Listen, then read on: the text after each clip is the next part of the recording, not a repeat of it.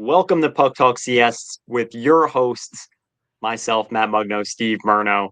Preview of the Colorado game tonight. New York Rangers taking on the best team in the NHL. We'll talk a little bit about that, a little bit about the dud out in Vegas, and our very own Mike Mugno, my brother, will be at the Colorado game tonight. He's got a conference out that way, so pretty cool that we have someone in house for the game, Steve. Yeah, that's awesome. Maybe we could get a live Mike's Minute recap after the game out there from For the Colorado. real So ones that remember.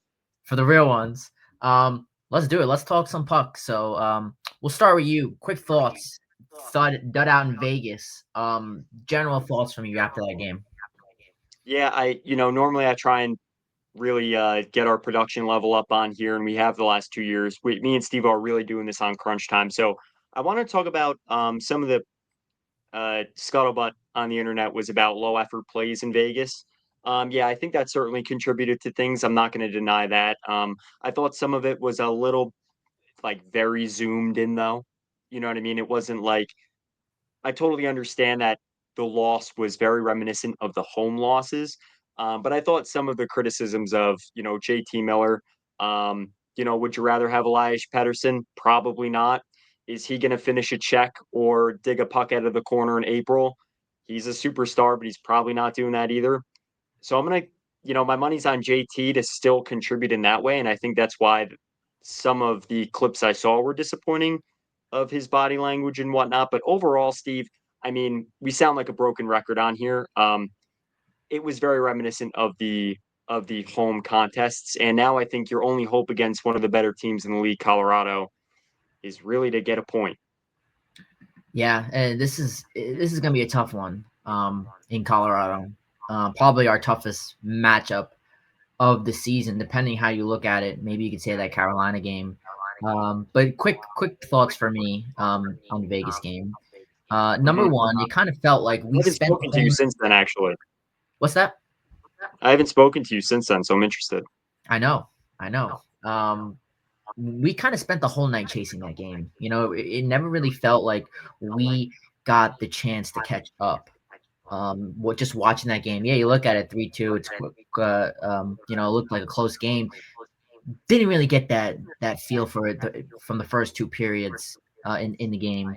Um, and I just think, in terms of penalties, I think in terms of main takeaways, penalty kills got to do a better job. You Mm-hmm. know, we we did an okay job staying out of the box in this game, but the only two penalties we took, we didn't kill either one of them off. And I think penalty kill has been a big problem. Vegas cast in twice, and that ended up being the difference in this game. And in terms of power play goals, I think we've given up 9 or 10 in the last 10 games. It's not been very good. So penalty kill, we need to straighten that up a little bit. In terms of offense, I just think we were, like you said, a little lackluster. We didn't get a lot of quality shot opportunities.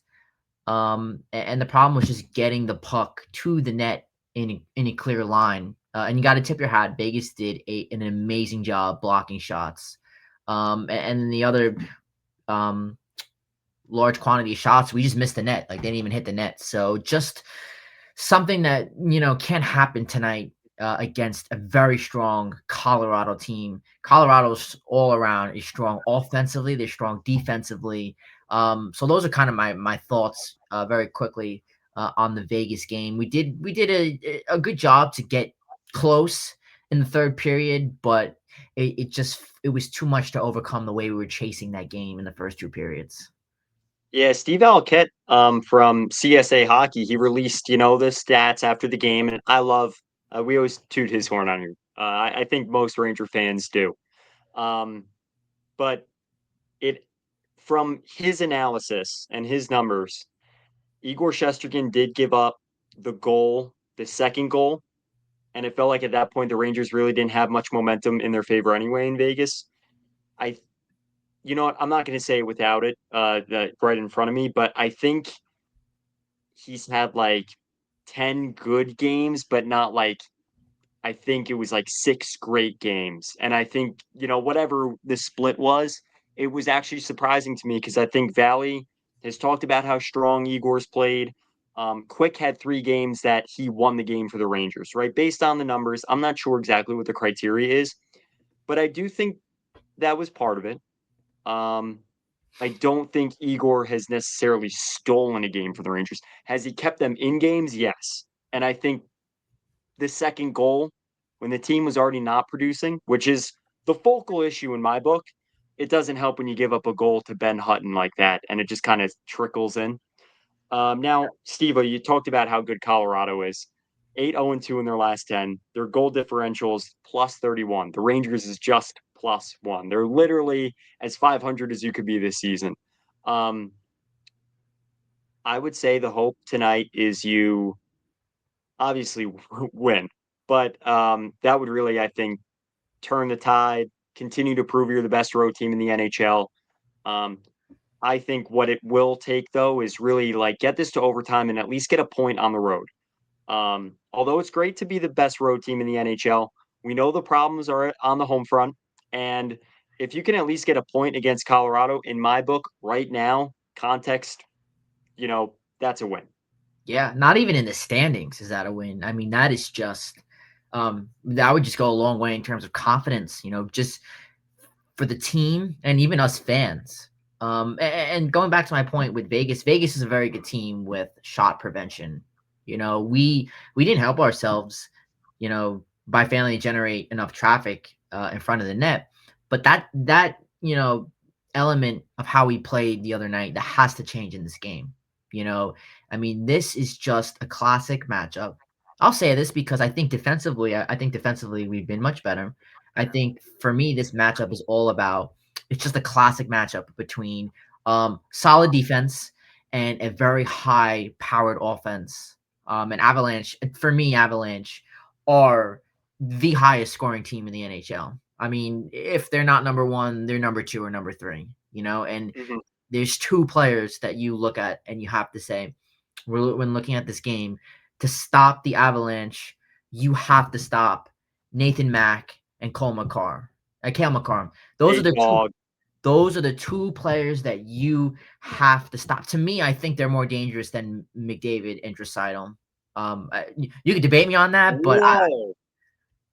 yes, I And do. I'm in Edmonton, anything Edmonton, I will. I sent in the group chat the other night the video of Bouchard getting burned, but you know what? I will give you this. I was actually arguing with some, of course, online the other day about maybe it was in the morning cup of hockey chat, like that. Oh, what are McCarr's numbers without McKinnon? It's like, yeah, but every top forward D combo is going to have that because it's special teams, like the power play.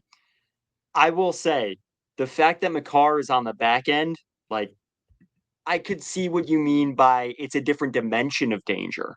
Like sometimes Draisaitl, McDavid aren't always on the same line. That is matchup based. Sometimes they are. That's real dangerous. Um, I wouldn't go. I don't know if I go as far as say that, but I actually do. We'll talk about that maybe after this game. That's that's a take, Steve-O, that's for sure. Yeah. But Well, nonetheless, like it's going to be a handful. oh, it is. I guess I got to give credit to you for getting me on the Edmonton hate bandwagon. Like that's credit to you. But there's no doubt that they're very dangerous. The Rangers have to stop McKinnon and McCarr. I mean, this is a duo that, or not even a duo. I think McKinnon has scored over 100 points the past 3 seasons. Um, League MVP, you know, leads the league in scoring. I mean, how many multiple goal games has he had this season? I guarantee you, he's almost scraping double digits. I mean, this he and his speed. It's his speed that is so dangerous. And then you look at it on the other side, and you turn to McCarr, and it's the same thing. So it's going to be a tough defensive challenge. We're already coming into this game a little shorthanded against Avalanche. Doesn't look like Will Borgen is going to play. So defensively, going to be a little shorthanded. It's going to be a tough task. And again, it's their speed which makes them so dangerous. This is going to be a really tough game, and um, I think in order to prevail, how about our stars have to show up? We have our own star power. Let's not glaze Colorado over here. We got Panarin, who's coming in on I think it's a 5-game point streak. He's been really hot. Um, Mika Zibanejad, you mentioned this on the last episode. We talked about the expectation, being there. He's leading this team right now with goals. He's got 3 in the last handful of games. He is playing good hockey. So why not our stars? Why not? I don't see that. So this is going to be a good matchup. Um, Anything to add on that? Yeah, I pulled up the what Valley tweeted out yesterday morning. This is game quality and stolen win counts. Games played, Igor started 16 games. He had one great game, and I'm assuming that this is probably like mostly riding like high danger chances. Maybe at what point was the team leading the game? What point was the team losing in the game? And the goaltender made a quantity of saves or whatnot. Quantity, quality, save. Probably. I'm assuming that's what the calculation is. 7 quality games. That's pretty good. But here's where the problem is. 4 average games, 4 blown games. One of them on the tracker, you can't scroll down. I'm sure on the website you can, but one of them that I can see where it's New York against Seattle, game quality was considered a blown game from Igor's end, even though they won in overtime. And he has one game where he bailed out the team. So again, do I I'm not a mathematician and I don't know how Steve Alkit's brain operates. I'm sure he'll talk to us about this tonight, but I you and I are the biggest like, you know, I would say Igor contract defenders, Igor Shesterkin defenders, just based on his play, what he brings to the table. And I do think some of those numbers aren't concerning, but tonight's game is going to hinge on if he can keep the team in the game. Like he can't give up one soft goal. I don't think the Rangers' firepower right now is there. And with that said, Steve, I wanted to also mention and hear your thoughts on the new lineup. Going power of friendship here. Peter Bow tweeted an hour ago at the morning skate out in Colorado. Panarin, Trocheck, Miller, Cooley, Zibanejad, Lafreniere. And I think if we're talking about the team's firepower, yeah, you want some scoring from the depth players, but overall, like you just said, where are the Rangers stars? And I think that's going to be important to see with this line shuffle because clearly they're sticking the buddies together, Trocheck and Miller. And they also have an engine on that line, Artemi Panarin. And then they have Cooley. I mean, ideally you want him on the third line, but he's been fine in his position. I think he's been doing, he's probably one of the hottest players on the team. Zibanejad, I think he's been good, and maybe they can get something out of Lafreniere. I feel like when you move Lafreniere off that Trocheck Panarin line, it's like watching a different player. Yeah, I'm with you. Ideally, you want Will Cooley on that third line. I think that second line is, I think is going to be no doubt, undoubtedly our best line with Panarin, Trocheck, Miller. They're going to be a force to reckon with. I think I'm really intrigued about the third line. I don't know. That intrigues me the most. I'm most excited to see what Sherry and Hot Broad could do on that third line. And the first line is going to be the question mark. You know, how is Cooley and Zibanejad and Loff really going to neutralize Colorado's top line? And I think that is going to be a big question mark. I'm interested. I'm curious to see how it plays out. I think it's going to be interesting to see. And how about the fourth line? Let me give you a sneaky difference maker tonight. How about Sam Carrick? He only has one goal this year, and none of them have been recently. But I don't know. This just seems like a game where Sam Carrick, I don't know. This feels like a Sam Carrick game. What do you think? Sam Carrick game. Yeah, he did score a shorty out in Colorado last year, so maybe that's part of the reason why. It Oh was yeah, when he was on that hot streak. He scored the overtime goal against New Jersey a few nights later. But um, you know what? It's funny. Some people early musings were, does a team want to pick him up? Could you gauge his value in the market? Obviously, that's way far ahead, but I think that's not a bad thing that that's a conversation like that. You think he's a an asset to other teams that are interested in him. Like, I think that's a good sign. Now, obviously, in house, he really is like the staple player in my book on that fourth line. We'll see what they can bring. Um, you know, I obviously it would be great. He scores, he contributes in any way that we've seen Sam Carrick deliver in, and it's interesting. I know Edstrom was a healthy scratch the last game. I think we'll just have to see what the lineup is tonight and really go over things after. I feel like this is a game you and I are kind of talking about some of the same stuff we've been talking about, and we know Colorado is the best team. Um, we're on the road, backs against the wall here, basically, and I think if the Rangers want to turn anything around, it's got to come from within. It's got to come from anybody. It does, and I think I kind of want. I think you got to come out of the first period very strongly. No lackluster performance. You know that McKinnon and them are going to be coming out the gate brazen all speed ahead. So you're gonna have to come out strong. Igor's gonna have to be strong. And I want a little revenge here with Colorado. Colorado last year won both games.